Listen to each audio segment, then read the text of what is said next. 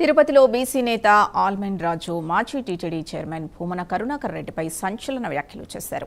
BC వర్గానికి చెందిన కలెక్టర్ని భూమన అవహేళనగా మాట్లాడడాన్ని ఆయన తీవ్రంగా ఖండించారు. వైఎస్ రాజశేఖర రెడ్డి కుటుంబాన్ని అడ్డం పెట్టుకుని భూమన భారీగా సంపాదించారని ఆరోపించారు. భూమన అవినీతి అక్రమాలపై త్వరలోనే పుస్తకం ముద్రించి తిరుపతిలో పంపిణీ చేస్తామని ప్రకటించారు. ఇక భూమనను వెంటనే అరెస్టు చేయడంతో పాటు వైసీపీ నుంచి బహిష్కరించాలని డిమాండ్ చేశారు. త్వరలో వైఎస్ జగన్ ని కలిసి భూమనపై తమ ఆరోపణల్ని వివరిస్తామని చెప్పారు.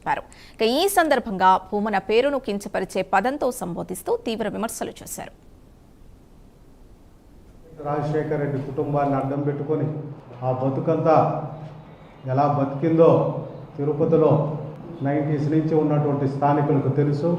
అందులో నేనొకండి, అతని వ్యవహారం బండారం పూర్తిగా నా కళ్ళారా చూసిన వాడిని, నేనేమిటో కూడా వానికి తెలుసు.